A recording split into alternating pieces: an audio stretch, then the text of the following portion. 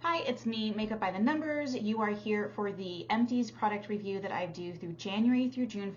I have 34, that's an amazing number of empties that I finished in the last 6 months. So let's get started. First up, we have the CeraVe Micellar Water. It's gentle, it's effective, it's skin calming, it's micellar water, so it's not going to get really exciting, but it does have niacinamides and ceramides in it, and it's paraben free. It is slightly scented, and it's $94 an ounce. 94 cents an ounce. Wow, that was really crazy. If you buy it off Amazon, it actually is a little bit more if you buy it from your brick and mortar retailers, and it's just a micellar water. I don't love the fact that it's scented, and I don't really love the fact that you can get similar products for less money and nicer products for the same money. That being said, I have no real complaints about it, and it does what it's advertised to do. It doesn't have any soaps in it, so it is rinse free. So I do recommend it, but I'm not going to buy it again. I'm going to find other similar products because I am really particular about my micellar water being really free of everything, and this doesn't quite measure up. Secondly, we have the Remedy soap. Now this is a tea tree and peppermint oil soap, so it's very soothing. It has coconut oil in it, olive oil, jojoba oil, peppermint oil, melaleuca oil, rosemary, and aloe vera. So this is all about soothing and stress relief, but it is a soap. It is not a micellar water, so it is not rinse free, but if you have sensitive skin, it can be really good for you. I would just caution against if you have an allergy or a specific sensitivity to one of those ingredients, but this is the 4th or 5th bottle I've purchased, and it's absolutely fantastic, especially in the summer months when you need to rinse off sweat, or in the winter months when you're really, really cold and dry. It's good for both those kind of seasons, so I recommend it, and I'm definitely going to buy it again. Just knowing, though, that this is not going to be a one-and-all treatment, I do need something else specifically to target makeup removal. And then I have this Tatcha cleanser. Now this Tatcha cleanser is a sample, but I purchased it with points, and it lasted me about 7 days. And you know, I had kind of high expectations for a Tatcha cleanser to begin with. It's crisp, it's clean, it's residue free, so it really feels like a good cleanser. But the light green tea scent that is kind of Tatcha's hallmark was missing for me. This smells kind of bad. It smells like soap, and I don't feel like the scent really stood through. So, you know, I'll put it in my top 30% of cleansers. It's up there with Glow Recipe and YSL, and I liked it more than Pharmacy and some other drugstores. So it's a good cleanser, but for Tatcha pricing, I want Tatcha quality, and I don't think the price is justified, so I can't recommend it because of that, and I'm not going to buy it with money because of that. That being said, I wasn't disappointed in the quality, really just the price tag. Next up, we have the e.l.f. Cleansing Balm. Now, this is got some hyaluronic acid in it, peptides, and ceramides, so also hydrating, also very good for your skin. It is absolutely scent-free, it is color-free, and it's got a pretty smooth texture for a balm. It's not, you know, buttery soft, but it doesn't chunk or pill up on you, so it's really nice. And it's incredibly effective, obviously, at what you want it to do, which is melting away that makeup and leaving your skin clean and hydrated. Right now, it's $5.49 an ounce, which is great. The Juno Skin 10 is on sale right now, which I do prefer, but that does have a scent. It has some citrus in it, so this can be cheaper, and it's a great option if you want something that is, in fact, scent-free. So although I'm not planning to buy it again because I have other cleansers that I need to try, or other makeup removing balms that I need to try, I did really enjoy it, and I do recommend it. So this is a little funny because this is actually the Sigmagic Sigma Scrub. And I panned it a while ago, but I was melting bar soap and using the bar soap in here for the same sort of like brush cleaning tool effect, and it worked. But it is an extra step instead of just buying a new product, being thrifty, perhaps more thrifty than necessary, reusing it. After comparing the formulations, this is definitely the actual Sigma formula is much more gentle on your brushes, it's more gentle on your skin, and it does a better job at cleaning them, or at least the same job.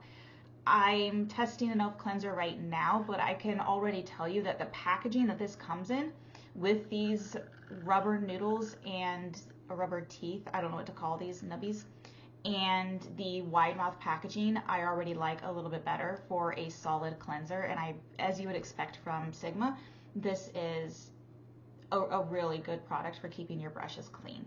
So I would recommend it. It is worth the higher price tag, and I probably am going to next time I get around to placing an order from Sigma. And then last but not least, in the cleanser category, we have Eco Tools. Now this is a gel soap formula, which lasts a pretty long time. I really like it in comparison to the foams. I think that it works better on brushes and sponges with that gel consistency. It's gentle formulation, it's fragrance free, and although it's not a standout product, I don't think that works against it. Unfortunately, I just don't have any other gel cleansers to compare it to tell you how good it is in relation to others, but it is affordable and it does a really good job, again, especially for those makeup sponges, which you really need to work the soap into. So overall, I do recommend it, and I might buy it again. It just depends what else is out there on the market right now. Coming up next are moisturizers and creams, and I have the Hemp's Sweet Pineapple and Honey Melon. Now, it took me a long time to get through this. I actually ended up throwing in a luminizing primer just so I could finish it off. And it's got a really nice pineapple scent, which I like. But at the end of the day, it's a really basic moisturizer, and it left me slightly oily. So it was a great moisturizer, but ultimately forgettable. It does what all the other moisturizers on the market do. So I can't really recommend it because I'm looking for a less traditional moisturizer, something with quick, rapid dry down that doesn't leave you feeling greasy or oily and gives you really sophisticated hydration and scent. So I don't really recommend it, and I'm not going to purchase again. That being said, I really had no faults with it. Now, when I say sophisticated moisturizer, this is what I'm talking about. This is the Tatcha Water Cream. It's got a very, very quick dry down. It has this intense moisturizing feel. The wild rose scent is just not typical, and I love it so much. Okay, probably can dupe it, but it's got an amazing scent. And it's a luxury product. Now, I'm kind of bummed. Even for a sample, there wasn't really much in here. But I do see why people swear up and down by Tatcha. So, I mean, if you have the money and you're willing to splurge, this is definitely a great place for it. But me, oh, this is the exact color of my shirt. That's cool. But me, I'm not going to be splurging on it. I'm more of the kind of person who steals things out of hotel rooms. So this is the Le Homo. I got this in a resort in Mexico, I think. It's green tea. And the most similar product I could think of it was kind of like the Aveeno healing creams. It's really thick. It does provide you that healing, and I like it more than the Hemp's. The scent is okay, but ultimately it's a really forgettable product, and you know, I don't recommend it. I'm not going to buy it. It's one of those things that, like, for free it was pretty nice, but I don't know. I thought it was going to be luxury and it wasn't. But I do have a second scent that I'm going to test next, and maybe I'll like that one more. Fourthly, we have the Inkey List Hyaluronic Acid Serum. Now, I love hyaluronic acid, and I needed to replace something, so this came up on the list, and I'm like, hey, what could be better at hyaluronic acid than hyaluronic acid? Am I right? Not really. I don't love the Inkey List take on it. I don't love the cap style. So for a liquid product, you pour too much out for just pouring like this. It doesn't have a pump, and it doesn't dispense well into your hands, and it doesn't there's no vertical mechanism in it, and all in all, I just feel like they could have done a better job for a very thin product. I'm not docking it because it is a basic product that is what you expect from the Inkey List, and that is their marketing. So that's what I wanted from them. But after using it and learning a little bit more about myself, I realized that I want the luxury feel. I want something that smells good, looks good, feels good, and maybe has a little thought put into the packaging. This is really just far too pragmatic to enjoy. So I don't really recommend it. There are other products out there with hyaluronic acid as an ingredient, or like this as a standalone product, and I'm going to replace this with another product that I enjoy more because of this. Last but not least, I have this Pure Sugar Scrub Lip Balm. Now, you can't get it anymore, but I wish I had bought duplicates because it is the best lip scrub I have found. It's not messy, you don't have to stick your fingers in it, it's not sticky, it's not oily, and the sugar in it is like the most super fine, gentle exfoliant. I love this product, completely panned it, as you can see. And you know, I have found nothing that comes close to this. So I'm keeping my eyes open, but you know, if you find something, let me know, because nothing has compared to the quality of product that this is. Now, I only have 2 primers up for today that I finished, and that is the really well worn and slightly less worn Glow Recipe Strawberry BHA Pore Smooth Blur Drops. I hate those names. But as far as a primer go, I might hate the name, but I love these primers. Now, I know if you've watched any of my previous videos, you know I'm so against blurring primers. I think they're a scam, but it gives this beautiful suede-like texture. It mattifies. It's the only primer that I use as a primer.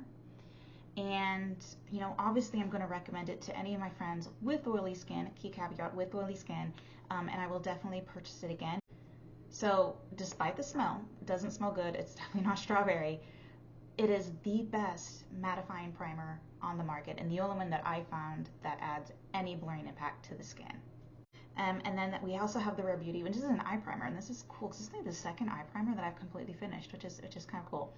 When I first got it, I was like, what is up with this shape? And then I like laid it down in my drawer on its side, and I was like, I get it now. I really like the wand and the application. It's good, really good coloration for people with my skin tone, but I have exactly zero melanin in my skin, so it would be nice if Rare Beauty came out with some darker shades for other skin tones, but no complaints from my end. I think it's better than Urban Decay's Primer Potion, or at least similar enough in formulation. It's a little bit creamier, and the packaging is so much better. It's definitely my favorite overall. I personally don't set this primer, but if you use a little powder, it does make it super silky and easy application. So I recommend it, and I probably am going to buy it again. Now, I'm not going to spend too much time on fragrances because fragrances are obviously very personal and individualized, and you can't smell it here on YouTube. But I did want to talk about what I'm doing with fragrances right now because it's super fun. So first up, I finished this Tom Ford sample. This is a $70 bottle of perfume, and I didn't save it for a special occasion because what's the point of having something you don't use?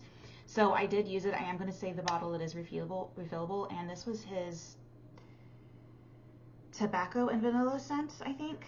Yes, and it was amazing. I love vanilla in my scents, and I love things that are not quite masculine but have a little bit of a stronger base to them, and this did the trick. This is like you would spray it and you would just get like immediately hungry, like you want to eat it.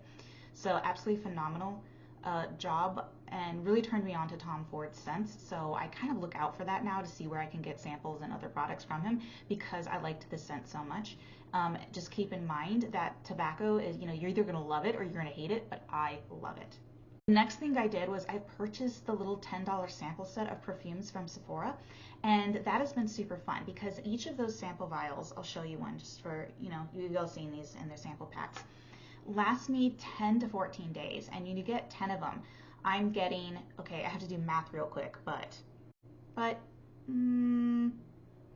that's about 5 months, a little under 5 months of like really luxury designer perfumes for $10, and it's fun getting to try all the different scents. So that's just what I've been doing. I haven't purchased like a full-size perfume in a couple years, but hear me out. If you're willing to take a risk and get some scents you love and some scents you don't, that is definitely the way to go, and getting those bags full of trial sizes. So one of the ones I decided to try was the Versace Eros Pour Homme. And again, I know I said I like men's scents, but my husband didn't really like this either. And I couldn't put, you know, I couldn't like describe the scents. So I was really surprised to find out this has like a lot of citrus in it, like bergamot and lime and grapefruit, and that's in there. But there's also musk and patchouli, and I love musk, but I think the patchouli, that's a love it or hate it scent, and it's not for me. And I'm definitely not into peppercorn as a scent. This also has peppercorn and amber, and I know I don't like peppercorn. So maybe not the best for me, but I'm thinking there's a lot of people out there who probably would like it. And I will tell you, it was the right strength. It was the right complexity. There is a lot going on in this perfume, and it wasn't for me, but it might be for you. Next, I tried the Chloe, and this is another synthetic scent. It has kind of a floral undertones.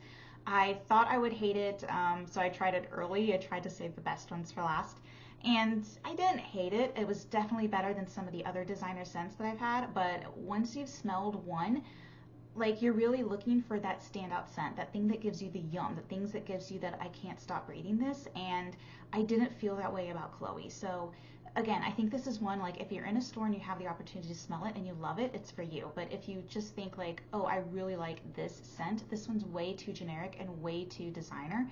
It doesn't give me that young and fresh feel. It gives me, I call it old lady purse feel.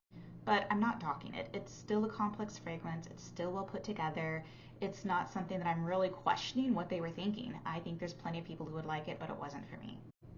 Third, I tried Black Opium. Now, I tried this in the store and I didn't like it. Now, I don't know if there was something else around me that I was smelling or if I was just kind of like oversaturated from trying some other scents. So I thought I didn't like this, but after trying it, you know, on its own and getting to wear it, like I said, for about 2 weeks, I feel completely different about it. I feel like I was absolutely crazy. It's coffee, patchouli, cedar. Yeah, there's cedar and orange in it. That's a combination that I just didn't think I would like, but it turns out I really do because it's not the bitterness that you associate with any of those scents. YSL did a really good job in keeping those notes all balanced, and the patchouli does not overwhelm it. The cedar does not overwhelm it. I'd say what you smell the most is actually the combination of orange and cedar, and then it has the darker notes kind of balancing it out. So I'm really loving Black Opium. Again, do I like it enough to spend YSL money? No. It smelled like $1,000 even if I didn't spend it. Next we have Candied Lychee by the 7 Virtues, and this one is way, way, way too sweet even for me, and it smells like absolutely nothing. It doesn't even have that really strong fruity scent, so it's not even a true gourmand scent. I was actually really underwhelmed by it. I think lychees are fine. It's not my favorite, but it is far from my least favorite fruit smell. And I was really underwhelmed by how unsophisticated this scent was.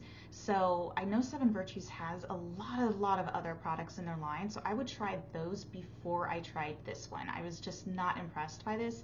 And again, this isn't a, well, it smelled bad type situation. This one's just too basic to be my cup of tea. I don't want to really smell like candied lychee, as it turns out. Next up, I tried the Jo Malone Wood, Sage, and Sea Salt Cologne, and I actually like colognes because I don't like to feel like really, really strong, like walk into a room and like everybody notices it. I think cologne is a really nice effect, especially if you layer. And obviously I'm not surprised that it smells like wood, sage, and sea salt. That is the name of it, and I really like Jo Malone, so I thought I was going to like this product a little bit more. I think at the end of the day, it's because the top note is ambrette seeds, and I have no idea what that is. Like, I have no idea like what it is that I'm smelling. And they even have like printed on the card to like try layering this with lime or mandarin, which are like really brightening citrus scents. Again, it's too basic. I had the same problem with this one as I had with the Vanilla and Sea Salt by Juliet Has a Gun. The scent's just too plain. Like, I want something that's complex, that smells delicious, not like to walk into a room and go like, oh, did you eat oranges recently? And I'm like, no, that's not the effect I'm going for. And then last but not least, I did get through one more, which is Tom Ford. And I think it's so appropriate that I started and end the segment with Tom Ford because I'm truly in love with his line of fragrances. This is ombre leather, and I was like, I don't think I'm gonna like leather.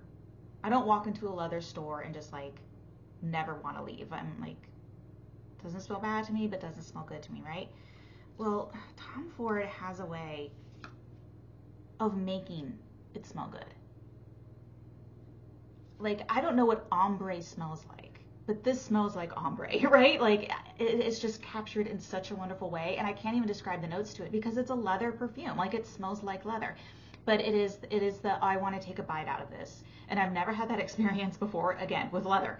So I thoroughly enjoyed this. This is one of my favorites. This might be a splurge, especially if you like the leaning masculine scents. This is it. It smells so good. I just loved the way I felt smelling like this. Again, one of those weird like cross sensory opportunities, and I could not be happier that I got to try this perfume. I am absolutely on board with anything Tom Ford has to offer. Now, obviously, that's only 6 of the 10 that I was talking about, so I have 4 more back in my vanity that I will be trying out, and those will come out in the December review. Now we can start getting into the fun section, and that is going to be our face product. So coming up, we have, I'm going to start with brow because it is very unusual for me. And this is actually an eyebrow cream. And now this is the Shayla got in BoxyCharm years ago. It just takes me such a long time to get through brow products because there's like a lot of weeks that I don't even bother doing my brows. They're naturally full and dark, so I don't really need to, especially for like days I don't leave the house. Like, I don't bother. And I just found at the end of the day, even though I didn't pan this and even though I wanted to pan it, I tried rehydrating it twice. It's well past its shelf life and its expectancy. I did get a pretty big divot in it, but it's just impossible to see, let alone show you on camera. And like, I felt the brush was nasty. It wasn't cleaning well. It was misshapen. And I'm just like, it's time to retire this. You know, I'm thinking about just because you can use it doesn't mean you should. And this is one of the reasons that I stopped getting like the BoxyCharm and the Ipsies and the like the, kind of like the haul, like feed myself with stuff I don't want, because when you get something that you don't want or need, you don't lose it, and you end up being kind of like you either keep around something that you don't use, you use something that you don't enjoy, you throw out a project that you didn't need. Like, why buy something or why have something that just doesn't fit your needs? So I'm sticking with my one eyebrow pencil and my one brow marker, and that's getting me through. Although I do kind of wish creams would come back. I liked cream eyebrow products and I loved cream or powder eyebrow products, and I kind of wish those two would come back because those give you that really soft, diffused, natural look. Pens can be a little harsh, and the pencils can be a little dry, so I kind of wish they would make a comeback for it. But I'll be sure to grab only what I need and not, you know, something that comes to me. So the first product that I'm going to talk about is actually Charlotte Tilbury, which is unusual. I don't have a lot of things in her line, so I don't love her line, but I did want to try the Airbrush Flawless Finish Powder. I hope I said that right. Airbrush Flawless Finish Complexion Perfecting Micro Powder. It's a finishing powder. And I did pan it. I'm really happy about that. I tend to pan my powders very rapidly though, because I use a lot of powder. And you know, I liked it. It did blur my skin. It did give that airbrush flawless finish. It was a good match for my skin tone. It was a really nice powder. I'm happy I tried it. And it was decently mattifying, but it didn't really make me look dry. However, there's some really good indie powders out there, and there's also some other just Sephora brands that have really good powders, and they might not be a lot cheaper, but they, you know, they're $10 cheaper, $20 cheaper even. So even though I do recommend it, it's a phenomenal powder, it's going to be a no for me as far as repurchasing it, because I want to find a powder that's out there doing something new or that's completely unduplicable. I do also have her color corrector, and like her powder, I did completely pan this. And really this comes down to formulation. So the cream dries down quickly, it's easy to blend, and it stays where you put it, so which is really important for color correction. You don't want to overcorrect, and then you're still going to have some streaking and variation in your complexion. I also recommend this, but unlike the powder, I did repurchase it because having the cream formulation to me is worth it, and most correctors on the market right now are still liquid correctors. So that's something to keep in mind. I know there are other brands that do cream versions of color correctors, but they're not currently at Sephora. Okay, next up I have the the Dior Backstage Face and Body Foundation. I use it on my face, not my body. One Cool Rosy, absolute beautiful skin match for me. You know, when you're getting into a product, you kind of know the texture it's going to be, you know the scent and that it's going to be because you have that Dior scent. You know it's going to be medium coverage, and they advertise it as medium, and that's what you get. It is buildable. It has a gorgeous satin matte finish, really skin-like. I was getting about 8 hours wear. It's not the longest lasting foundation, but it's definitely good for me and what I'm using it for. And it just has this incredible luxury feel. I love the product. This is my favorite lighter coverage foundation. The only complaint I have is, you know, it's a luxury product in a plastic bottle. I actually like the squeeze tube dispenser on it though, so it's not real complaints other than, you know, I scratched through the surface here that gives it the frosted look, so some of the cheap plastic bottleness is showing through. You know, the cap is plastic, you know, there's some little things like that, but it's not even that expensive. Like per fluid ounce, I would check it out if you just didn't look at it because you're like, oh, this is Dior, I wish I could afford it. No, you probably can, and it's that good. Like, this is worth the splurge to me, unlike some of the other products that I was talking about earlier. Oh, and then obviously that being said, I do recommend it and I am going to buy it again because I switched to a different medium coverage and I don't like it, so I'm going to go back to this one. And then here's the Sephora Best Skin Ever, and this is probably going to be a little controversial because I know some people swear by this concealer, but here's my take on it. It is full coverage, but it's not full coverage and easily wearable. It's full coverage and very heavy. Too heavy to wear under the under eyes, and too heavy to really be a good primer on the lids, especially if you're like me and you have hooded lids that are prone to a little bit of creasing and folding. This exacerbates that. I do like how it's set down, but I found that it creased, again, in my delicate under eye area very early on after only a few hours of wear. Now, I did purchase my skin tone, and I prefer to buy my concealer one shade lighter, so that's kind of a lesson learned for me. But I was still able to use this as a mix-in with my foundation that was a little bit too light, and it was perfect for that.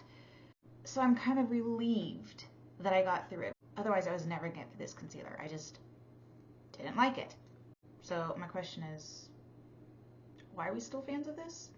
It's not the best full coverage concealer out there, and even though the price is like decent, why not just buy a better drugstore concealer? I'm like, the fact is that this smells like drugstore, it looks like drugstore, and it applies like drugstore, and has drugstore quality. Like, if I want a full coverage concealer, I'm just going to use Too Faced Born This Way or get nothing at all. So I don't recommend this, and I'm not going to buy it again. I am going to do lips next, and here are my Bang Beauty lip glosses. I have Pink Champagne here, which is still available, and then this is, my bad, this is Pink Champagne, which is still available, and this is Spice, which is no longer available. This one's slightly warmer and more neutral, and this is like a really 90s, well, not full 90s, semi-frosted and pink effect. As you can see, this one I got to about here, so this is basically panned. This one I got to about here, so it's about 75% emptied, if you will. And I think this is another example of like, hey, just because you can wear something doesn't mean you should. After a point, these became really, really thick and sticky, and they weren't like that. They were thick, but they were not sticky when I first got them. It has been almost 2 years, over 2 years. And I was really just trying to get these out of my collection because they were taking up space and they were really old, but I loved them. And I have a lot of older products, so I wanted to go through the ones that I used and loved first before they totally expired. And I didn't quite get through both of these before they went bad. But they're starting to smell, they're really goopy, and I'm nervous about putting that on my lips and ingesting it, so I'm not going to.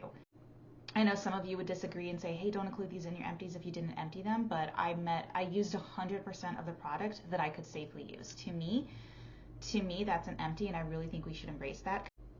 Anti-consumerism is never meant to do anything dangerous to your body. So I will congratulate myself on recognizing that I wasn't going to get through them and then using them as much as I could and still really enjoying the product while they were safe to enjoy. I also do really like them. Obviously, I use them in their entirety, so I do recommend them, but at the end of the day, I'm not going to rebuy them. I already learned that lesson, and I'm probably going to stay away from lip glosses for a little bit. I also panned 2 eyeliners, and that's really interesting. So I was thinking about going back to gel, and it just happens that I was gifted this gel from Mary Kay. Now, I don't support MLMs. I don't really support Mary Kay. I don't think that the products are that good, even if you could justify purchasing from them. But it's a gift, and it was free, and I was looking for this product, so I did a pretty good job cleaning up out of it. I think I did, like, just very generously scoop stuff into the trash just to get rid of this. But I'm going to say some harsh things about this product. It's oily. It didn't sit down. It didn't want to stay opaque. It would streak. It transferred easily. It's a horrible product. And it never dried down. You could still smudge it, 8 hours later after a day of wear, and it would still end up on your upper eyelid from transferring.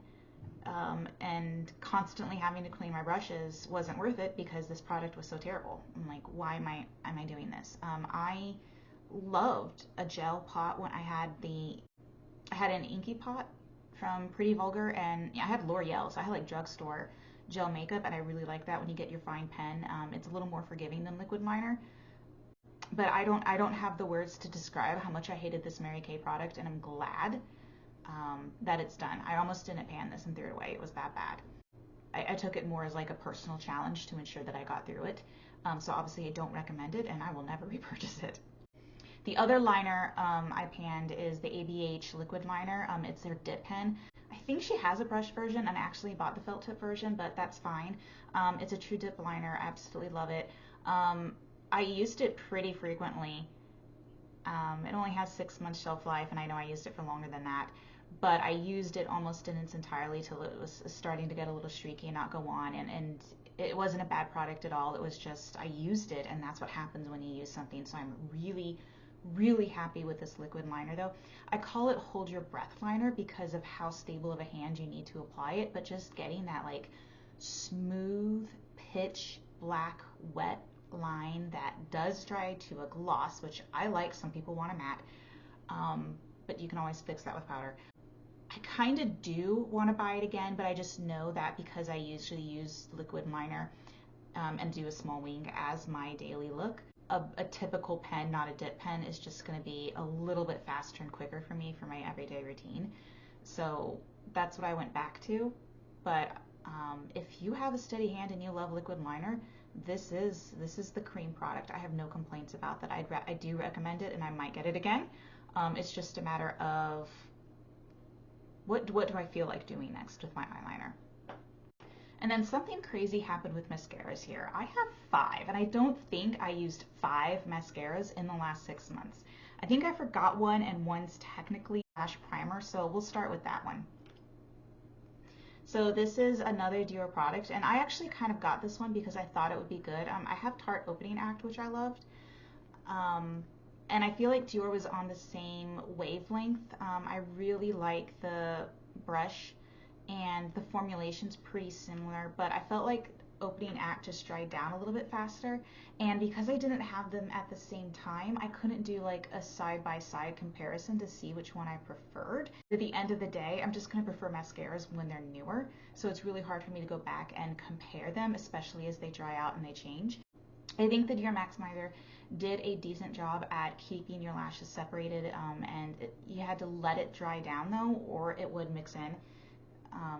Some people said it grayed. I don't think it grayed. I just don't think they were applying their black mascara over their completely dried down Dior primer.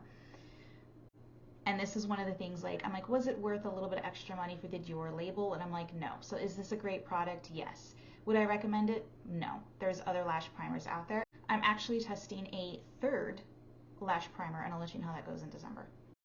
The first mascara that I went through was the Benefit Roller Lash, and Benefit Roller Lash is obviously a classic, and I was kind of not embarrassed or ashamed, those aren't the right words, but I was like perplexed, maybe like, how have I not tried this? So I went ahead and bought a mini, and I really like the wand. The curvature is fine, the handling is fine.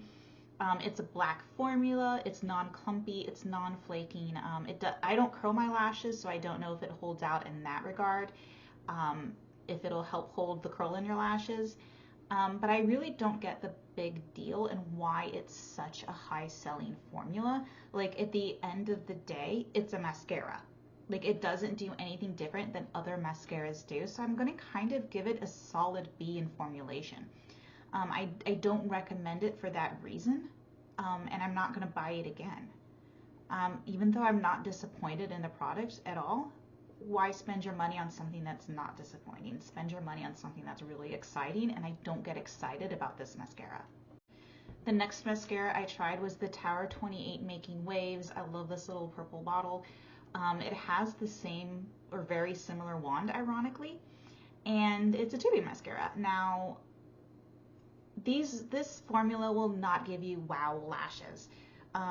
It is really good at giving you individual lashes, and there's no clumping. It gives you a really natural look, but it's still not my favorite. I want more oomph. I'm going to give it a B+ in formulation. I do really like it. And style-wise, you know, on the market aesthetically, there are people who want like the Cali natural surfer girl curl, and I'd recommend it for them and that group of people, but I just like other mascaras better, including other tubing mascaras. So I don't recommend this, and I'm not going to repurchase it. Next is the Milk Kush makeup, and this makeup, let me tell you about this mascara. It is super black, super thick, super wet, and it comes out super black, super wet, and super clumpy. That's how that formula is going to translate on your lashes. I don't like that. I am not into the spider eye look. I want more than 4 lashes per eye. I mean, it's dramatic, but it's not dramatic in a way that looks good. It's dramatic in a way that says like, oh, you have on the chunkiest mascara you could possibly find. The formulation on this, I gave it like a C. It's just unrefined. And it's not easy to work with, and it's not easy, again, because of that wand, to target certain lashes. I don't recommend it, and I won't buy it again. Milk Makeup's got some other things going on that are fantastic products, but it's not their mascara. And then the fourth one I tried is the Rare Beauty mascara. I don't know if it has a name, it's just Rare Beauty mascara. And in general, I do like Rare Beauty products, but this was kind of a miss. So it's another super basic mascara, and I don't mind that. I don't like that there's a black mascara on a straight wand. That looks like pipe cleaner. I think that is the mascara way. What I do mind is that it started to flake when it at only about 3 months before it was used. It was starting to dry out. It did clump slightly, and it also did not work well with primer, which isn't a problem I had with most of my mascaras. This is kind of unusual in that regard. The spoolie also doesn't make for targeted lax application, kind of like with the Milk Kush one. And also, this is a design flaw. This is even thicker. I'm going to compare it to the Benefit. The handle is even thicker in diameter and bigger, so it comes closer to the lash as you're applying it. I don't think this is a problem in the full size. I do think this is a mini problem, but that actually becomes difficult to work with because good thing that's dried out. Because it is so close to your eye, you actually have to maneuver around the handle as you're putting on your mascara, which is no bueno. So don't recommend, won't buy again. And that's kind of interesting because these, I think the only one I don't have is the Tartlet, I think was the 5th one, were the 5 top sellers at Sephora last year, which is why I bought the ones that I bought. And honestly, these 2 were kind of good, but not my favorite, and these 2 were kind of bad. So I'm kind of surprised to see them on the bestsellers list. So I'd be curious to know like which ones you like and why you like them, because maybe I'm looking for something else in a mascara, or I'm looking for a mascara that just does more than like any other mascara. But that is it for this 6 months empties. I haven't even counted up how many I have yet. I'll have to record that separately, but thank you so much for listening. Don't forget to like and subscribe. Have a great day. Remember, beauty is on the inside. Bye.